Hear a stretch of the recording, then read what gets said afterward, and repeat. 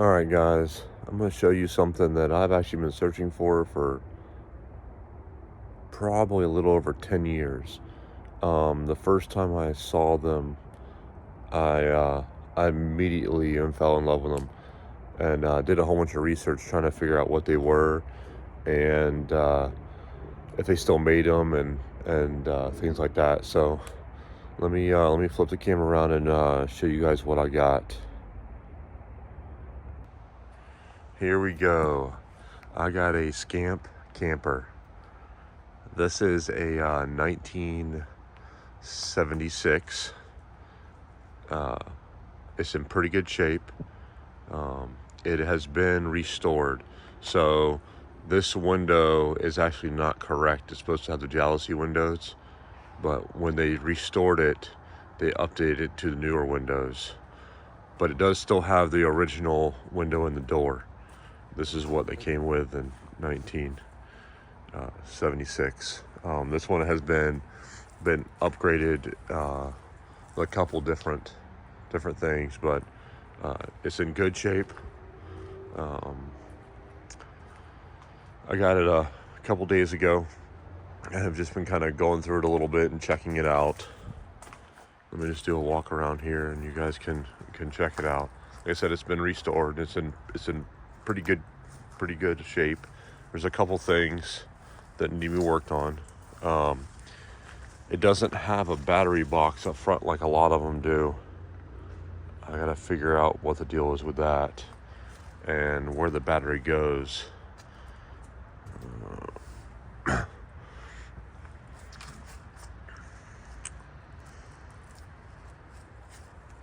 got it plugged in right now. I was testing the refrigerator, which it feels like it's cut off again. I don't think the refrigerator's working right. It runs for a little bit and then shuts off and doesn't come back on.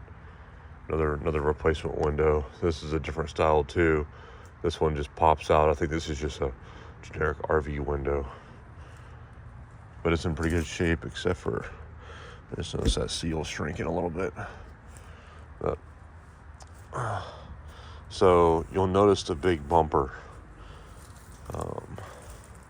That's not factory. It's holding the sewage line. This one, like I said, it's had some conversion done. Let's see.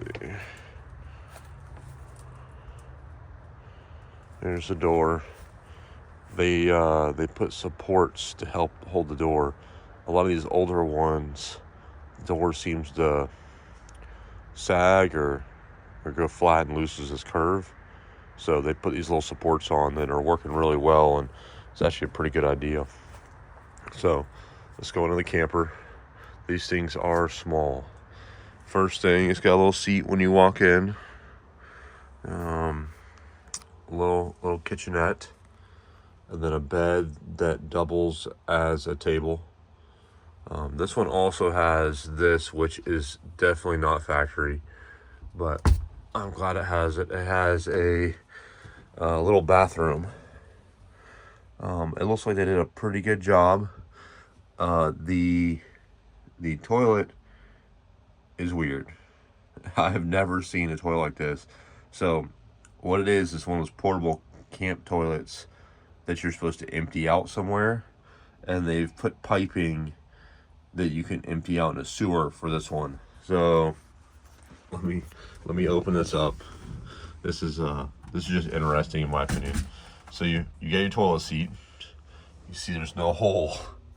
You do your business, and then you open the seat up, which I just noticed that's kind of gross. But let's see if I can do this.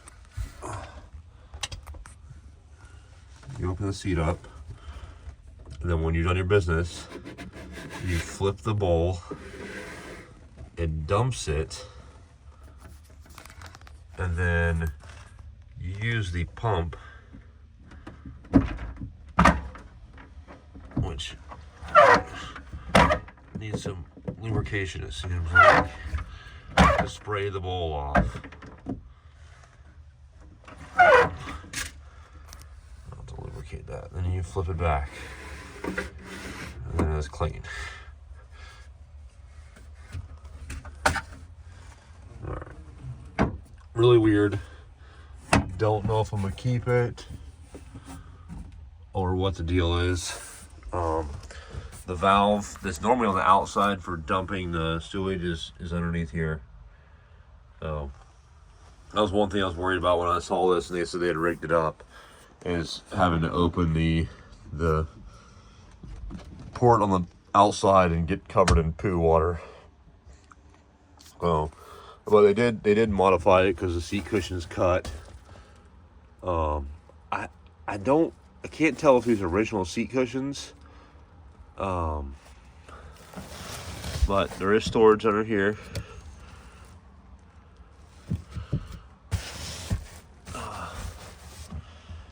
Let me check the fridge. It does have a little fridge. It's old. Man, it got cold. I wonder why it shut off.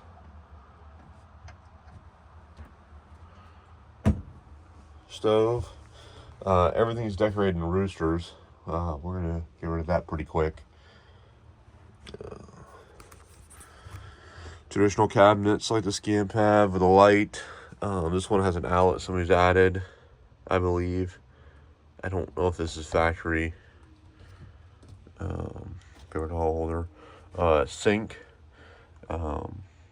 For the pressurized side, they added this. And this is still the pump. I'm not sure if that works. I don't think there's any water in the tank. Some cabinets below. There's 2 compartments on each side. And like I said, table. And then somebody has installed AC in this. I've turned it on and it works pretty good. It cools down here pretty nice, pretty quickly. And then also, there is a microwave. A weird microwave, but a microwave. I have not tried this. In fact,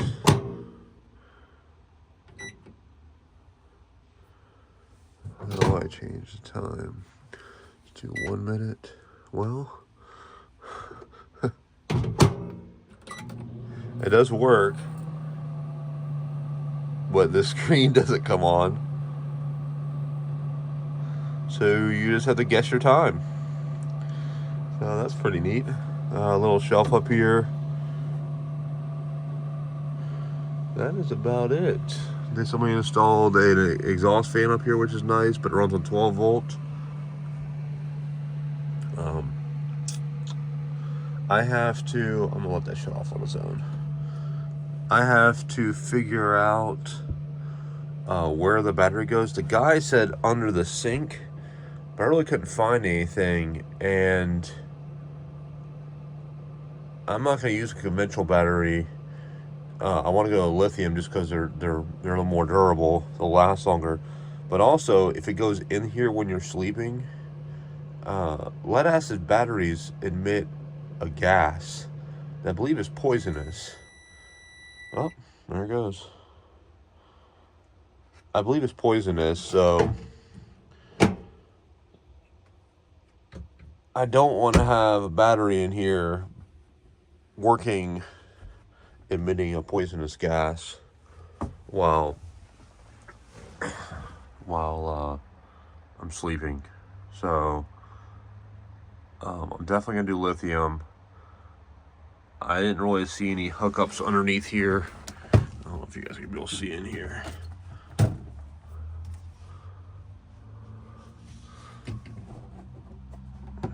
I thought these were original. They might be. They definitely look flimsy. I don't know how good these were. So there's this mess of wiring. But other than that, I haven't really seen anything for a battery. Oh, I bet that was it right there. I bet that's how I had it plugged in. Alright, well, I'm going to be going through this and fixing it. Silverware drawer. So, let me go outside. Flip the camera around. The plan for this is to use it a couple times. I'm probably gonna fix a couple things before we take it camping, but I want to use it before I start making a lot of changes and try to figure out what I like and what I don't like. So far, there's not a lot I don't like. There's some things this camper needs, like the battery system. 12-volt battery system needs to be updated and gone through and changed. I'm sure I'm going to find wiring gremlins. It looks like somebody did this with home wiring. I don't think the fridge is working right. I haven't tried it on propane. It is a dual fridge. I haven't tried it, and I can't find a lot on them. I do know that it is an ammonia-based system, so you can't really recharge it. At least I haven't found anybody that does that. It looks like they just replace the fridge. If it's a newer model, they can replace the coils. So I gotta do some research on that. Other than that, it's in pretty good working order. It definitely can be used right away. And I think as soon as me and my wife have some free time, we're gonna go and use it. Like I said, I have been looking for one of these for a long time. Ever since I saw them and realized how good of a camper they are, made me they last. You buy a camper nowadays, and after 5 years, you feel like it's falling apart. And if you buy an older camper that's like a traditional style, it usually has rot in it. The ceiling's leaking.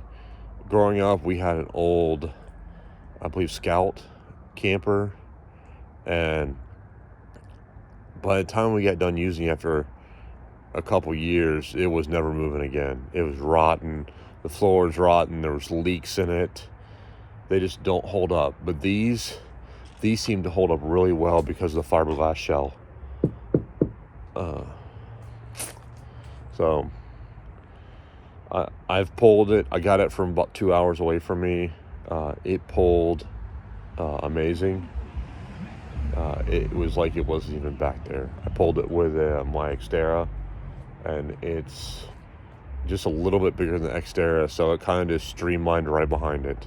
Very aerodynamic. I don't think I used any more fuel than I normally would. But I think that's it for now.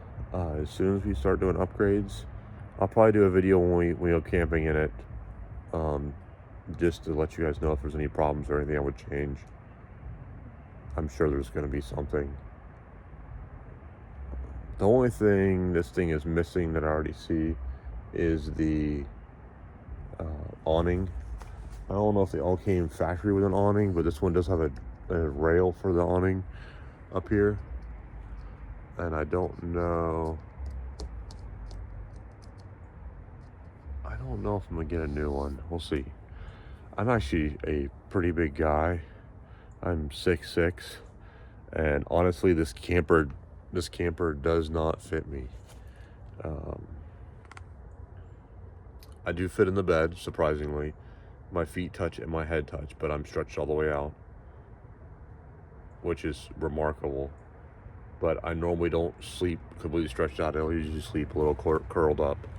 So it's not a big deal. I do have a little teardrop that I built that I do fit in as well, that is cramped. We just wanted to upgrade to something a little bigger. Something that we had a little bit of room if it was raining outside. We weren't just stuck in a bed. So, but until the next video, and I start going through this a little more, that's it. So you guys take it easy, and we'll let you know how it goes. All right, bye.